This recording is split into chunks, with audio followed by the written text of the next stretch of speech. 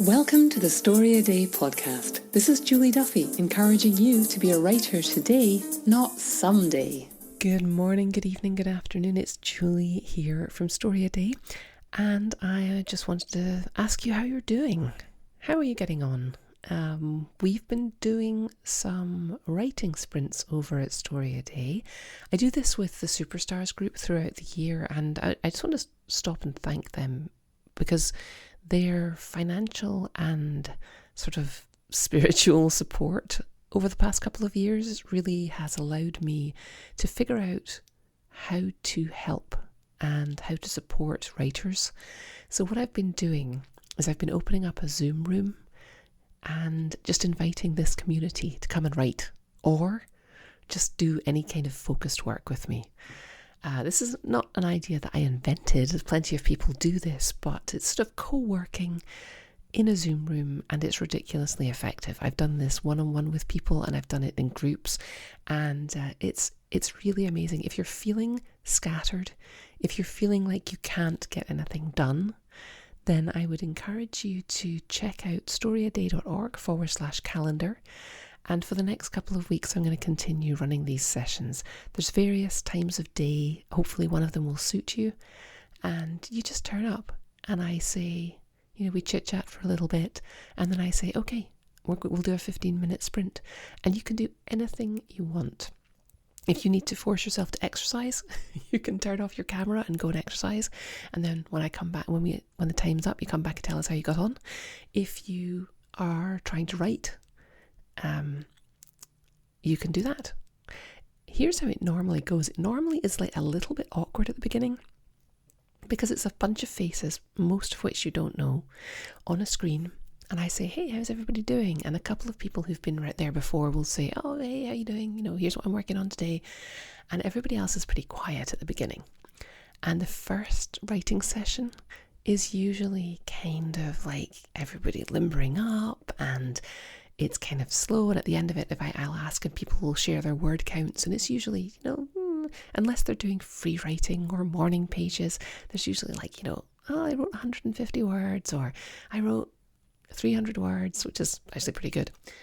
And then as the sessions go on, as we get into we usually do it for like an hour and a half.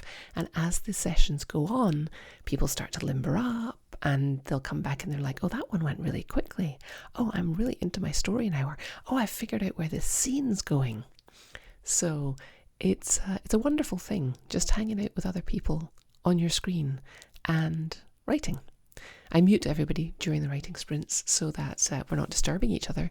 And then as the hour and a half goes on, more and more people start to turn their cameras on during the breaks and say hi, and turn their microphones on, and more people or chat in the chat box, and people start to sort of like relax into the group. And it's been nice. It's been a really, really nice way we've been starting the day all week, most of the week with that. And this weekend, I'm going to do 2 sessions. I surveyed the community, and the winners for the time slots were 1 p.m. on Saturday and Sunday Eastern time. So that's, I guess, like 5 o'clock in the afternoon in Britain, and 3 hours less than in California because I can't subtract. So if you can join us, join us. And if you want to invite a friend, invite a friend. I'm going to run these for a couple of weeks and see how it goes. I'm probably going to wind them down mid-April as everybody gets into the new routine or back to the old routine. And as I need to do some serious work getting Story a Day May 2020 launched, which is, of course, our 10th anniversary. So hopefully that will be something that you want to take part in as well. And that's what I've been up to this week. I want to take a moment to also thank teachers.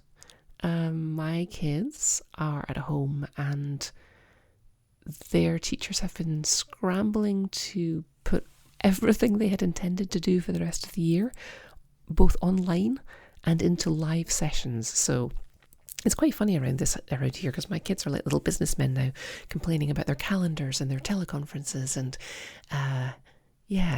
So I'm finding like the sessions that I'm doing, the writing sessions, where I just turn up and basically host a conversation and start a timer. They're energizing. They're also a little draining. And these teachers are doing it kind of all day long. They're looking after hundreds of kids all day. So kudos to the teachers. I think those of us with older children who don't have as much contact with the teachers day to day anymore are getting a real insight into what it is that teachers do for our kids, and it's amazing. I also want to really invite you to come to these co-working sessions, especially if you are at home alone, because you need some socialize, you need to see some faces. So even if you're not writing, even if you're just going to come and sit and knit while we focus, or come and sit and draw or build something, do feel free to join us. And those of you who are able to write at this time, I was thinking about the kind of art that we tend to produce in moments of societal stress. And our audiences need different things. Some people in times of stress want to read horror stories and dystopian stuff and futuristic things that are not as optimistic as I might want to read, because these stories tend to have a kernel of hope in them somewhere, whether it's the characters being nice to each other or whether it is a happy ending. So if you're writing those kinds of stories, you've got an audience out there now that's going to be really hungry for really great stories. So do keep writing. And in times of national stress, another thing happens, which is we get a lot of stories like It's a Wonderful Life and The Wizard of Oz. A lot of those kind of movies came out round about when the country was either in depression or war or, uncertain times. Because a lot of people really need those kinds of stories. They need romance. They need a happy ending. They need to just get away from their everyday grind and escape into a world where things are right and perfect. I predict anybody who's writing Georgian romances is going to see a boom in sales in a couple of weeks when when people settle down and get bored at home, because that's a society that is full of rules. There's lots of socializing and everybody knows how they're supposed to behave. And I suspect that people who read those stories are going to be looking for even more of them. So whatever you're writing, I think there's going to be an audience for it. And if you are at all interested in self-publishing, this is a really good time to just take a big deep breath and go for it. Put out some short stories, whether it's free to your mailing list or your friends and family, or whether you jump right into ebooks and you start learning about that. It's really simple to put ebooks online these days. You can do it. There's a bunch of services. You can go direct to Amazon. Their KDP service is very, very easy to use. If you can work a word processor, you can publish to Kindle. There's a service called Draft and the number 2 Digital, which is really good. Smashwords helps you to put your stories out on multiple platforms. You can do little toe in the water stuff to just get your books out there. There's all kinds of advanced strategies to put them on every platform available and to get them to market them and all that kind of stuff. But for now, if you've been interested in self-publishing and getting your stories out there yourself, I would encourage you to look into that. And if anyone's interested in that, I'm listening to my own advice here and thinking I've got a lot of material that I'm just kind of sitting on. So maybe I will think about this too, about self-publishing something, and I'll document the process and let you know how that goes. Look, I'm hesitating.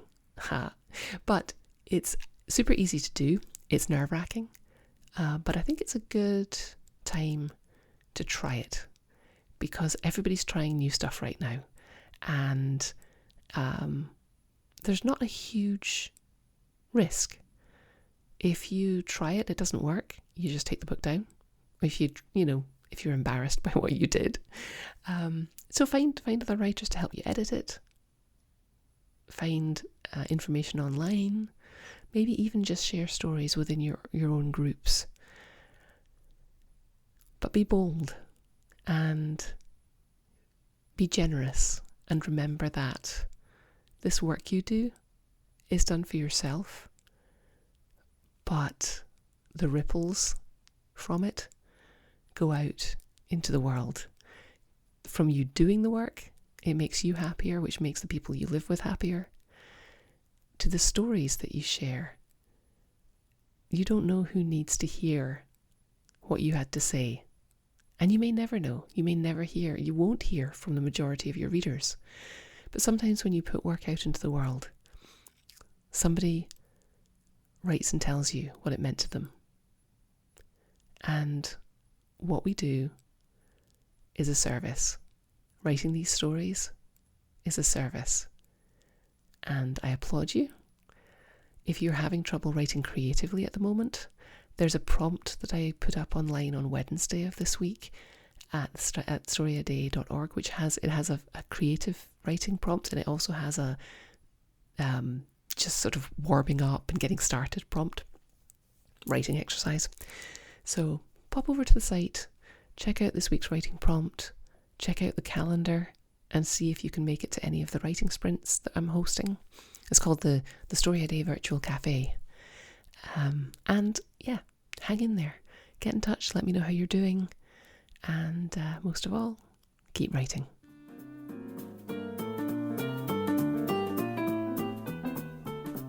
Thanks for listening.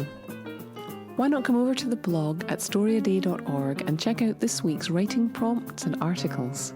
And in the meantime, have a great creative week. And of course, keep writing.